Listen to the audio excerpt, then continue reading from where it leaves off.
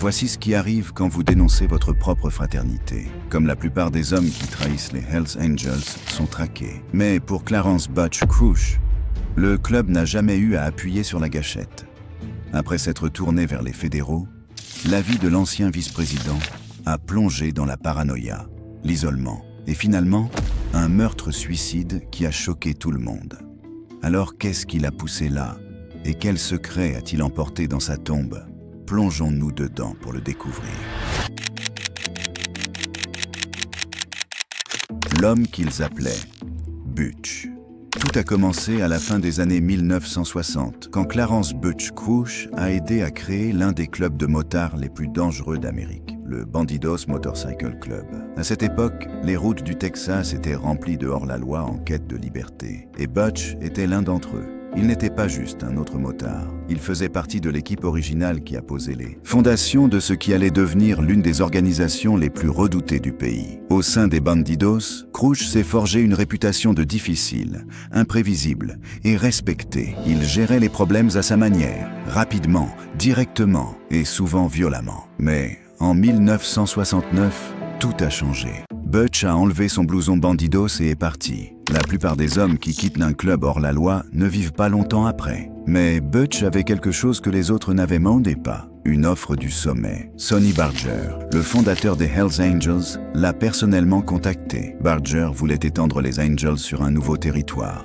Et Crouch était l'homme pour le faire. Il a accepté. Au début des années 1970, Crouch avait déménagé à Cleveland, Ohio, aidant à construire et organiser l'un des chapitres les plus actifs des Angels. Il a grimpé rapidement, obtenant le poste de vice-président. Au sein du club, il était à la fois respecté et craint. Un homme qu'on ne contrariait pas deux fois. Les Hells Angels de Cleveland avaient une réputation qui s'étendait bien au-delà de l'Ohio. Ils étaient connus pour le trafic de drogue, les affrontements violents avec des clubs rivaux et les liens avec le crime organisé à travers le Midwest. Dans ce monde, Butch Crouch se démarquait. En tant que vice-président, sa parole avait du poids et sa loyauté n'a jamais été remise en question. Mais ce genre de pouvoir venait avec de la pression. Chaque décision signifiait la vie ou la mort pour quelqu'un. Avec le temps, Crouch a commencé à voir des fissures se former dans la fraternité, en laquelle il avait autrefois eu confiance. Et ces fissures allaient bientôt le mener à faire le seul choix qu'aucun Hells Angel n'était censé faire. À son apogée, Butch Crouch contrôlait plus qu'un simple clubhouse. Il contrôlait la peur. En tant que vice-président des Hells Angels de Cleveland, il était lié aux années les plus violentes du club. Les enquêteurs ont plus tard relié son chapitre à des réseaux de trafic de drogue, des rackets d'extorsion et de multiples meurtres à travers l'Ohio. L'un de ces meurtres était la fusillade au volant de 1974 à Akron.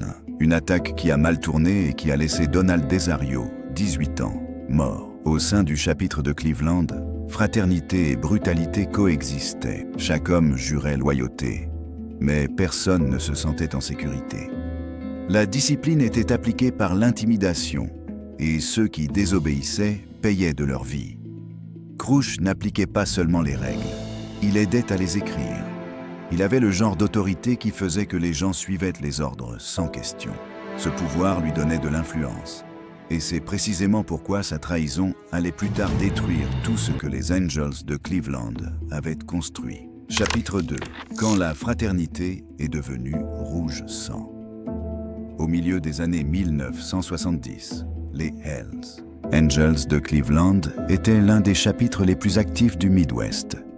Mais la fraternité, qui était censée protéger ses membres, commençait à se fracturer de l'intérieur. Vers 1974 ou 1975, un membre a décidé de faire ses preuves de la pire façon possible. Il voulait rouler ses os, un terme de motard pour gagner un patch complet en commettant un acte violent qui démontrait la loyauté. Sans l'approbation du club, lui et quelques autres ont placé une bombe dans une maison qu'ils croyaient appartenir à un rival. L'explosion a tué 3 personnes, dont une mère et son bébé de 18 mois. Pour la plupart des Angels, c'était juste un autre titre dans les journaux. Des dommages collatéraux dans une guerre dont ils ne parlaient pas. Mais pour Butch Crouch, c'était différent. Le bébé qui est mort avait le même âge que sa propre fille, et l'image le hantait. Cette nuit a tout changé. Crouch a commencé à voir le club pour ce qu'il était devenu, un groupe, où la violence n'était plus un dernier recours, c'était la règle.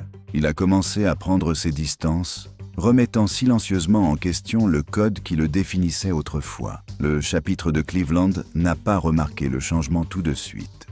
Pour eux, Butch était toujours le vice-président loyal qui maintenait tout le monde en ligne. Mais au fond de lui, quelque chose s'était brisé. Pour la première fois, Crouch a réalisé que la fraternité qu'il avait aidé à construire était capable de tuer des enfants. Et cette pensée est restée avec lui. Les graines de la trahison avaient été plantées.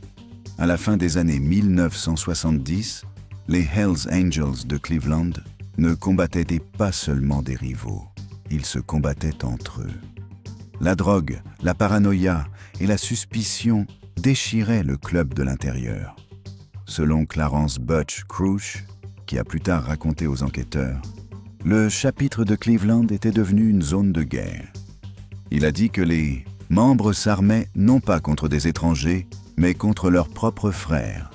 Crouch a affirmé que James Bailey, le trésorier du chapitre, avait commencé à garder des reçus et à rassembler des preuves de fraude financière contre d'autres membres. Les réunions censées résoudre le problème se sont rapidement transformées en disputes et menaces. Peu de temps après, Bailey a été retrouvé tué par balle. Aux funérailles de Bailey, un autre membre, Chip Philemon, a également été assassiné. À l'intérieur du clubhouse, les motards exigèrent des réponses. Comment des membres pouvaient-ils tuer les leurs sans autorisation? Richard Vizet, une autre figure senior, a essayé de calmer la tempête, insistant sur le fait que le chapitre avait besoin d'unité. Mais l'unité était déjà partie. Les Angels de Cleveland avaient franchi une ligne, du chaos organisé à l'autodestruction pure et simple. Et Crouch, regardant de l'intérieur, savait que la fraternité qu'il avait autrefois juré de protéger s'effondrait un meurtre à la fois. Outbad, en 1981. Tout dans le monde de Clarence Butch Crouch s'effondrait. Son mariage s'était effondré et sa femme, désespérée d'échapper à la violence, a pris leurs enfants et s'est enfuie. Pour un homme comme Crouch, la famille était la dernière chose qui le gardait ancré. Quand ils sont partis, sa raison de rester loyal aussi. Il a commencé à sombrer, buvant beaucoup, paranoïaque et en colère. Au sein des Hells Angels, quitter le club n'était pas aussi simple que de partir. Les membres qui démissionnaient sans approbation étaient étiquetés « out bad », une condamnation à mort en termes de hors-la-loi. Une fois que vous étiez « out bad », la fraternité devenait l'ennemi.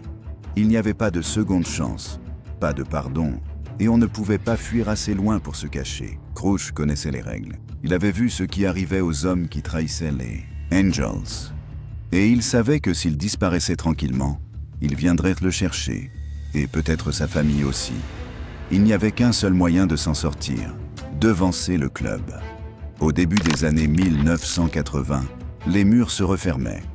Les autorités fédérales et locales avaient commencé à retracer les meurtres, les trafics de drogue et les trafics d'armes liés aux Hells Angels de Cleveland.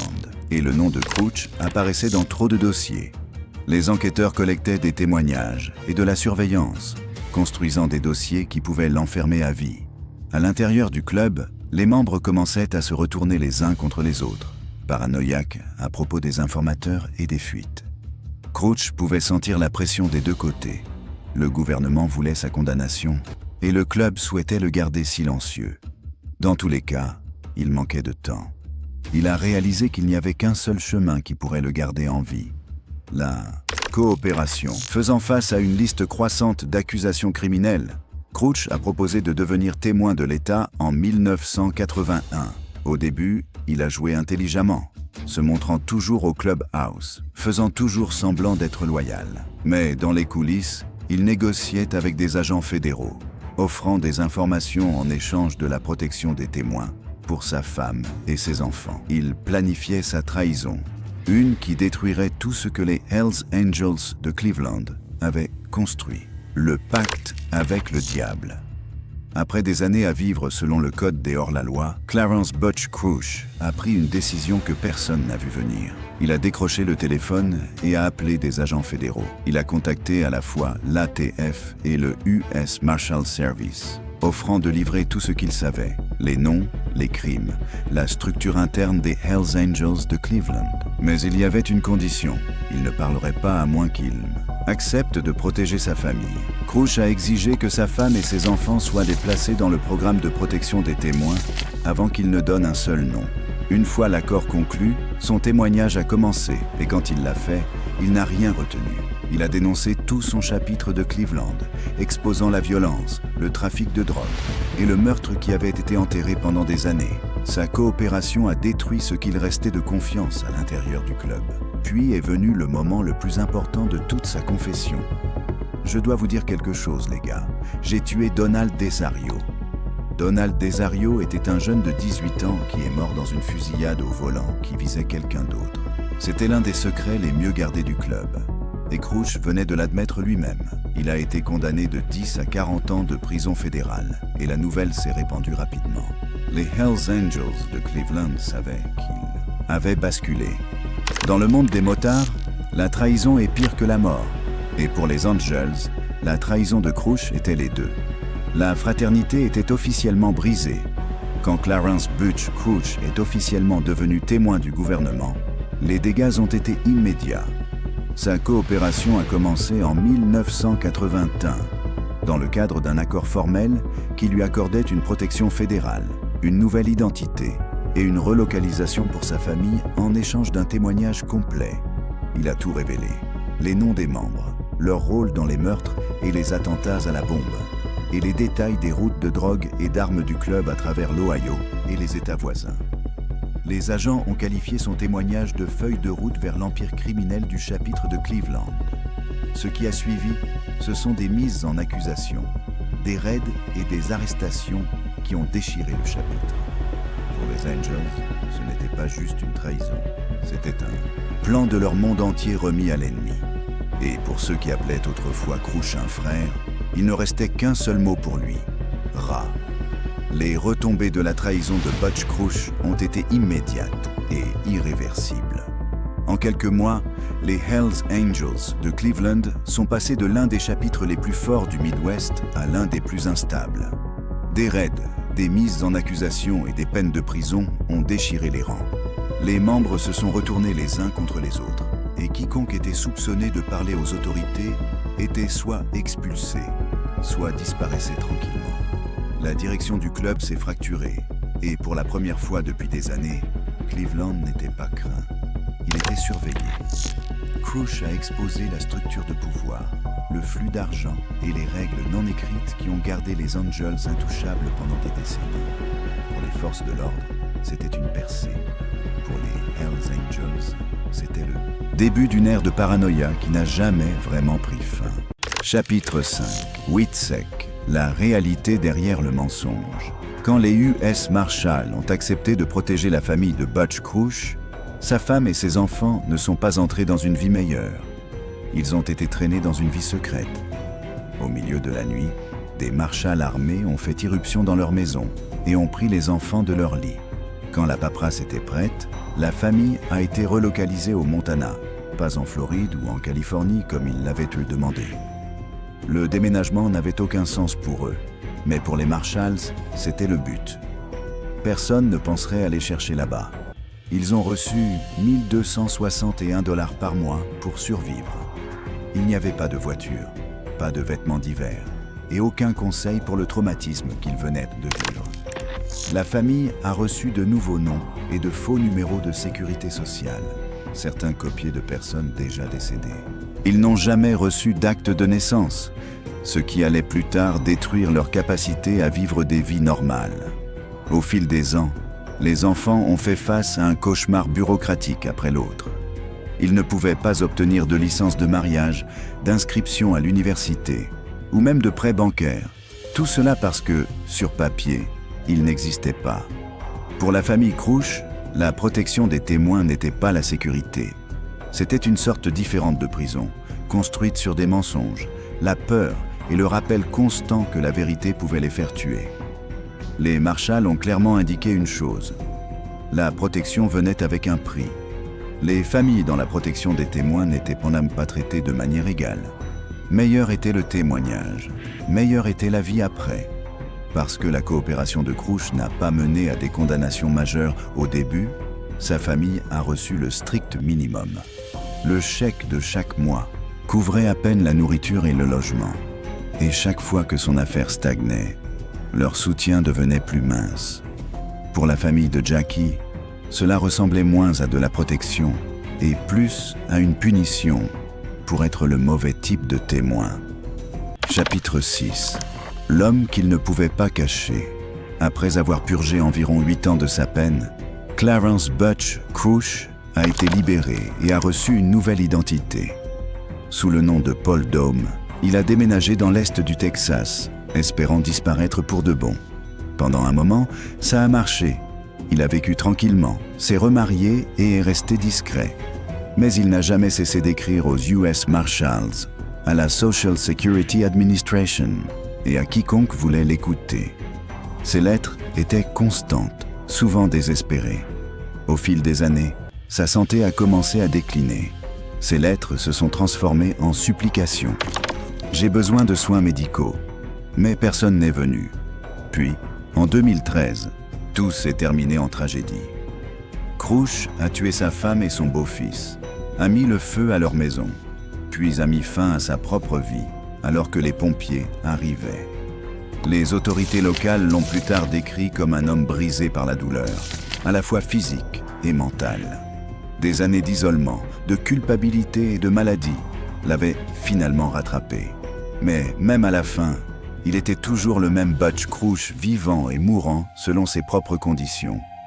Chapitre 7. Héritage en sang et papier. Après sa mort, sa fille, Jackie Taylor, a parcouru ce qu'il avait laissé derrière lui. À l'intérieur d'une grande malle, elle a trouvé toute sa vie, des lettres à l'ATF, de la correspondance avec les Marshalls, et un manuscrit de 1100 pages couvrant son temps dans le monde des hors-la-loi de 1966 à 1981. Chaque page détaillait quelque chose sur la politique interne du club, les longues routes, les travaux violents et les gens qui ne sont jamais rentrés chez eux. C'était une mine d'or d'histoire des hors-la-loi, écrite par l'un des hommes qui l'a vécu. Au fond de la malle, elle a trouvé autre chose, les patchs originaux de son père. Dans la culture des hors-la-loi, ces patchs sont sacrés. Ils ne sont jamais censés exister en dehors du dos d'un motard. Jackie a décidé de les rendre elle-même. Elle a voyagé à Cleveland et s'est approchée du clubhouse des Hells Angels. Quand la porte s'est ouverte, elle s'est présentée. « Je suis Jackie Taylor », a-t-elle dit. « Je suis la fille de Butch Crouch.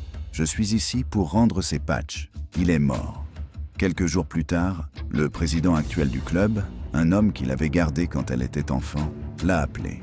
« Tu n'as jamais été en danger », lui a-t-il dit. « Nous voulions juste Butch. » Pour Jackie, ces mots ont mis fin à des décennies de peur. Chapitre 8. Conséquences et règlements de compte. Les retombées de la trahison de Clarence Butch. Crouch ont brisé les Hells Angels de Cleveland. L'unité du chapitre avait disparu, remplacée par la suspicion et le silence. Pendant des années, personne n'a vraiment fait confiance à personne, pas après que l'un des leurs les ait dénoncés. Mais pendant que le club essayait de passer à autre chose, la vraie histoire ne s'est pas terminée avec Butch. Elle s'est poursuivie à travers sa fille, Jackie Taylor. Elle est devenue la voix inattendue pour les enfants oubliés de la protection des témoins. Des enfants qui n'ont jamais choisi de vivre sous de faux noms ou de fausses identités. Les cicatrices de cette vie l'ont suivi à l'âge adulte, et même dans la génération suivante. Ses propres enfants sont devenus victimes du système aussi, perdant Medicaid parce qu'elle manquait d'un acte de naissance approprié et d'identité légale. Ce moment a poussé Jackie à agir. Elle a commencé à parler publiquement, exigeant la responsabilité et la réforme du programme de protection des témoins, surtout pour les familles qui n'ont jamais reçu de conseils ou de soutien.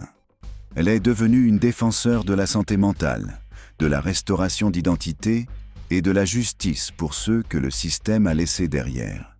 Sa voix s'est amplifiée avec la sortie de son podcast « Relative Unknown ». Dans celui-ci, elle expose les échecs cachés de WITSEC et raconte les histoires que le gouvernement n'a jamais voulu discuter. Il a brisé le code des Hells Angels, et le gouvernement a brisé le code de l'humanité. Chapitre 9. Pourquoi cela importe? Quand Clarence Butch Crouch a basculé, le gouvernement pensait avoir décroché l'or. Un vice-président des Hells Angels était prêt à parler, prêt à dévoiler des noms, des meurtres et des secrets de l'intérieur. Mais les résultats ont été bien moins spectaculaires. À travers 3 procès fédéraux dans les années 1980, Crouch a témoigné, décrivant des attentats à la bombe, des fusillades et des jeux de pouvoir internes au sein du chapitre de Cleveland. Chaque fois, les jurys ont écouté puis ont laissé les accusés libres. Les preuves étaient trop anciennes, les témoins trop effrayés et Crouch lui-même trop endommagé pour présenter un cas crédible. Malgré toutes les informations qu'il a données sur les armes, la drogue et le meurtre, presque personne n'est allé en prison à cause de lui. Pour toute sa coopération, le gouvernement a gagné de la perspicacité, pas de la justice. Et en retour, Crouch a tout perdu. Son club, sa famille et finalement son esprit. À l'intérieur des agences fédérales, son cas est devenu un dossier d'avertissement. La preuve que retourner un hors-la-loi de haut rang peut exposer un monde, mais ne le démantèle pas toujours. Il a aidé les forces de l'ordre à comprendre les Hells Angels mieux que quiconque avant lui, mais il ne pouvait pas les aider à l'arrêter. À la fin, l'Empire est resté debout. La seule chose vraiment détruite était l'homme qui a essayé de le faire tomber. Il a brisé le code du silence et a payé le prix ultime.